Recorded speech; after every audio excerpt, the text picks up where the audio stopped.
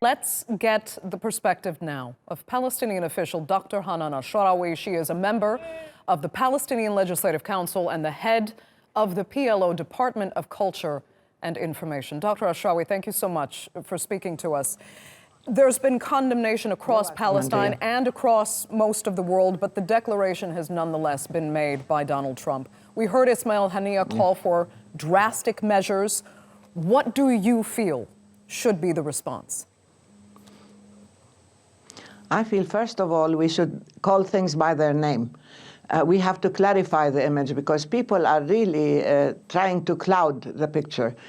East and West Jerusalem do not belong to Israel. Israel conquered and annexed West Jerusalem in 1948, and then it conquered and again illegally annexed East Jerusalem in 1967. According to international law, both West and East Jerusalem are a corpus separatum. They are not subject to Israeli sovereignty. So it's not a question of East or West.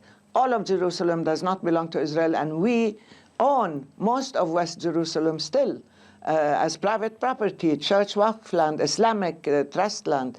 This is entirely unacceptable now to start parsing Jerusalem. What President Trump has done is unilaterally preempting the fate of Jerusalem, not the status of Jerusalem. He has no business defining the status. He is saying that he has become complicit in Israel's lawlessness and criminality. He has become a partner in the occupation and in violating international law and destroying the chances of peace. That's why we think it's a very dangerous move, because not only does it violate UN resolutions, and now there's a meeting of the Security Council today with an official complaint from the Palestinians to ensure American compliance with UN resolutions, the last of which is Resolution 2334, but also in order to see whether there can be a multilateral effort to rescue the chances of peace. The peace process as we know it has long been dead, because the US has not only been absolutely biased and blindsided by Israel and Trump's constituency and his own personal agenda, but also because they enabled Israeli impunity and allowed Israel to act unilaterally on all issues that are supposed to be determined by negotiations. Okay. So what do we have to do? We have to go to the international community. We have to take Israel to the International Criminal Court. We have to get countries that recognize the two-state solution to recognize the state of Palestine with Jerusalem as its capital, and to ensure that this does not pass. Okay. And we need personally to, okay. And I wanted to ask you something. I want you to perhaps take this opportunity to speak to the Palestinian people personally. If you could call right now for one unified response from Palestinian civilians in rejection of this declaration, what would it be? What do you want to see? Those protesters we've been seeing all day yesterday and all day today on the street, what would you want them to do? Well, I think the Palestinian people have the full right to protest, to express themselves, and we shouldn't either dictate to them what to do, and we shouldn't prevent them from doing what they want to do. We have a very vibrant, critical, and active public opinion, and they have the right to express whatever they want to express, whether criticism of the authority and the PLO, or in response to this blatant utmost provocation by the Americans, or in response to Israel's ongoing occupation and oppression of the Palestinian people. But my opinion has always been that there can be no military solution. There can be no violent solution to this issue. We committed ourselves to a political solution based on legality and international law and justice. But unfortunately, that has not come about. So we have to reconsider our relations with Israel, our relations with the US, and of course, our internal realities and the Arab and Islamic context. But I would tell the Palestinian people that the Palestinian cause is alive and well, that so long as the people have the will and the spirit and are committed to their own rights and to legality and justice, that we will ultimately prevail. Right now, you have reckless administration taking absolutely responsible positions, and you have a balance of power not in our favor, but this is not eternal. so long as the Palestinians can stay on their land and the spirit is not broken, and we will continue to work together in order to appeal to the international community, appeal to all our friends throughout the world, I think we will prevail ultimately.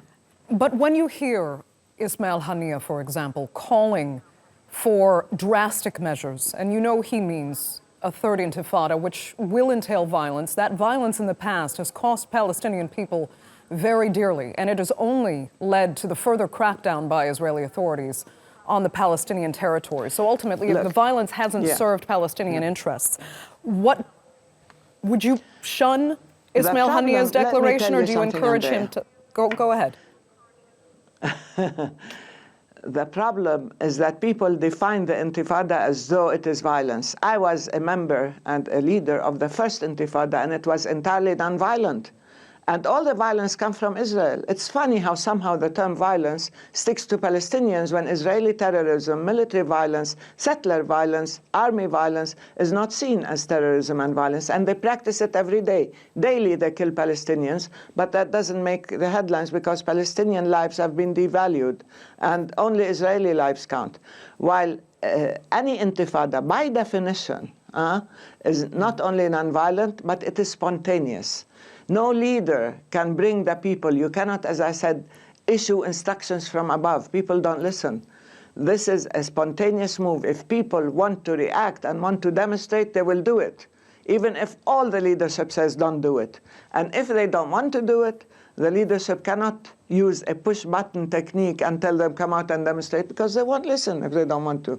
So by definition, any intifada, any protest movement is self-motivated and self-organized and moves by the will of the people. It's grassroots.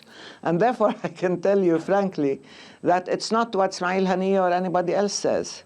And we don't want violence. We've committed ourselves to nonviolence. Unfortunately, we have been subject to violence nonstop by the Israelis, who continue to do it with full impunity and support and cover. Okay, Dr. Ashrawi, I'm going to shift gears slightly with you then, because many feel, as you attest to as well, that this puts an end to the peace process, which was hopefully going to lead to that two-state solution. Now we're hearing the idea of a one-state solution entering the dialogue again. I'm wondering where you stand on that. Would there ever be the possibility of one secular state with Israelis and Palestinians living together under one government? Is that anywhere near feasible, do you think, for the future of the Palestinian people? Well, that was the PLO agenda and the Fatah agenda in 1969. We called for one democratic, non-sectarian, secular state in which Christian, Muslim, Jew, atheist, whatever, can live together in peace. Israel, of course, rejected it because the whole ideology of Zionism is an exclusivist ideology, an exclusionary ideology. It assigns value to one religion and excludes all the other. And it defines itself in religious terms. We don't define ourselves in religious terms because Palestine has always, historically, for thousands of years, been inclusive and tolerant and pluralistic and diverse. But now Israel is attempting to be totally exclusive and to say that only if you're Jewish you have rights, if you're non-Jewish you have no rights. This is racism and it is sectarianism and it is unacceptable, especially in 20th, 21st century geopolitical realities. And of course it denies, it creates a forgery of the history of Palestine. So will we accept a one state? Of course, Palestine has always been one state, and it has always had pluralism. Only Zionism wanted to make it an exclusive possession of the Jews all over the world, over and above the Palestinians who've been living here for centuries, as both Christians, Muslims, and even Jews. So let me say frankly, if they destroy the two-state solution, the one-state solution becomes a de facto outcome. And then it becomes a question of demography. Then it becomes a question of how do you dislodge Israel's control and aggression and hostility and oppression against the Palestinian people, because Israel is attempting to create a situation of not just apartheid, but a systematic discrimination and oppression of a whole people in a state of captivity without any rights. Okay. That is going to take some time. And Israel will annex more land and will destroy more lives and will steal more resources in the meantime. Dr. Ashrawi, unfortunately, we'll have to leave it there for now. I'd like to thank you so much for taking the time to speak to us on TRT World.